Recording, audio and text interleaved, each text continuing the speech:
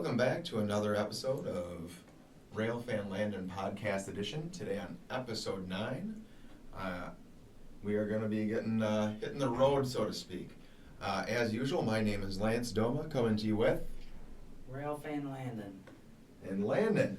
A few episodes back, I teased this a little bit. I, at that point, was talking about an event that's coming up in Green Bay, Wisconsin. The NFL draft is going to be held there, the first time ever, I believe, at Lambeau Field. And I've been looking some things up, and what came about was there's actually a really, really nice train museum in Green Bay, right? Yep. So this is basically like today, we're planning your summer vacation, maybe your spring break. We're so close to spring break, it hurts almost. But we're heading into spring break this week. Obviously, I said the NFL draft is coming up late April in Green Bay. A lot of access for that, by the way, a really cool event. But beyond that, you can go to Lambeau Field anytime, and great spot to hit is the National Train Museum there. Yeah. And that's what gets us going. I talked about that, and at that point, you had not been too much aware of that. Is it safe to say that's on your wish list now? Yes. Yeah. I think there's, maybe we'll build on this in the future, I think there's a really cool opportunity to kind of do like a loop of Lake Michigan almost and hit some really cool places.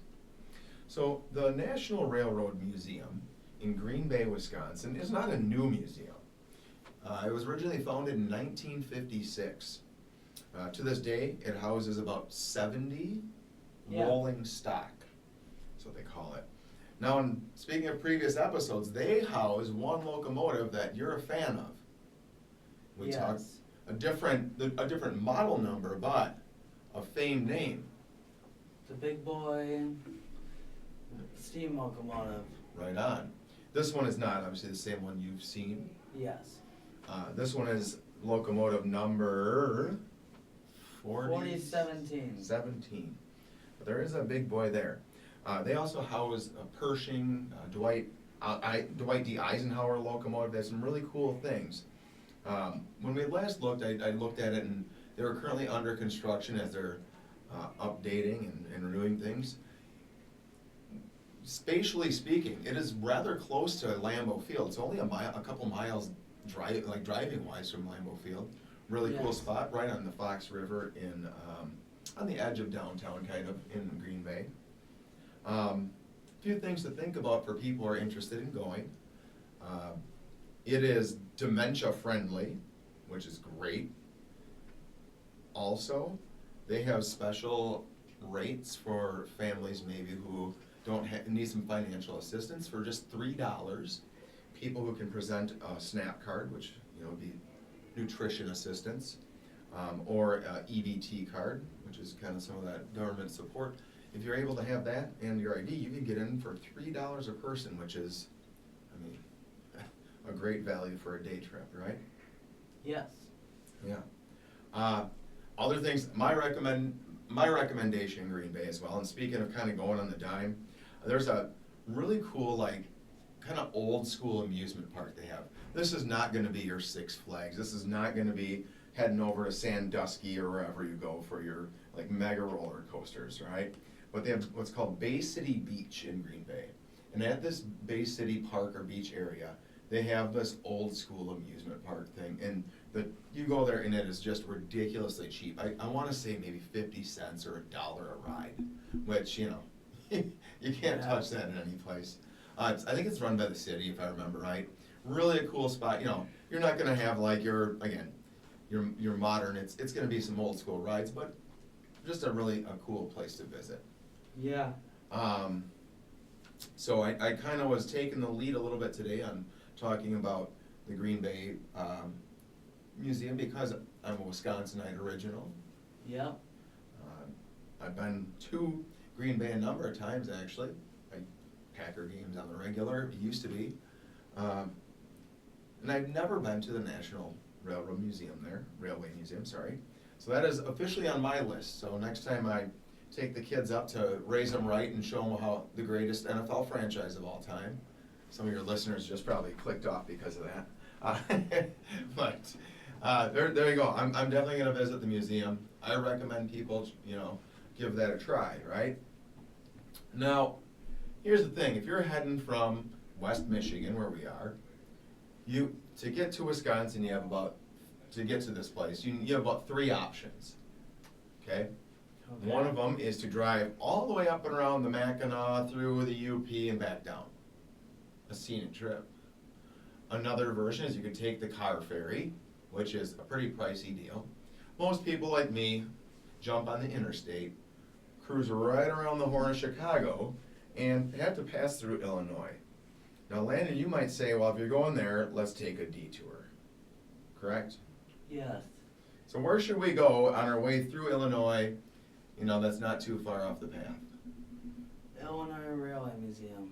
Okay, where's that located? It's located in Union, Illinois. Okay. Have you been to this museum? Back in I'd say 2021 is when I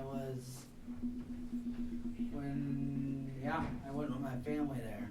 Okay, so you're due for a visit, it sounds like, because we're going on 4 years, Yeah. shocking as that may sound. So you're due for a visit. Union, a rather small burg in Illinois, right? Yes. So you're gonna have to get off the beaten path a little bit, but not too bad. It's actually just a little bit north of I-90, Interstate Yeah. 90, near Marengo, which is one of my favorite places. Now, on my travels, I often stop around there for some fuel Yeah. and it's not too far off the path at all. So yeah, really cool museum. What can we find there? We can find the most extensive collection of steam and diesel, and also old streetcars from like interurban era. Oh, I'm a fan of like old streetcars. Those just, the nostalgia of those really kind of get me, just get my brain thinking and imagining. What was the thing that stuck with you when you went there the most for you? Eventually, since I'm 18 now, Yeah. you can have cab rides for certain a little pricey, but Okay. they had such a cool collection of old artifacts, like old signals, searchlight signals, and just an old pole with the beam that goes down. I forgot what to call them, but I think it's called semaphores or something like that. Okay. I'm kind of, as we do this, I'm sneaking some peeks at some photos. They have posted on Google. I'm like, oh, there's a couple of these. This Union Pacific one that just in that yellow that they had, that mustardy yellow color. Just some really, the Santa Fe one too with the red and Yeah. yellow. Those color combos just really hit right. That's great stuff. All right. So I actually, perhaps in a future episode, I have another recommendation for you that I haven't ever told Landon about this one, so he's looking at me right now with a little surprise, but in a coming episode I might have one more train stop for you on this summer road trip that we are currently planning for your listeners and that they have to do now or else. Hey, who wouldn't want to, right? All right. Anything further, Landon? Last bits for today. I think that's it. All right. We actually had the joy the other day. Crazy thing. We went out on an outing, and on our return, we had a recent episode where we talked about a line that runs along West Michigan. And sure enough, there we saw the actual locomotive pulled up just off Highway 31 in Holland, didn't we? Yes. So that was which line was that again? Michigan Shore. The Michigan Shoreline, yep, that's right. So we actually got to see them doing their Holland stop and pick up, drop off, so that's kind of a cool deal. But anyway, I guess that's all we got for today. Well, Please join us again for another episode of Railfan Landon Podcast Edition. Signing off for today, I'm Lance Doma, and with me as always, Railfan Landon out.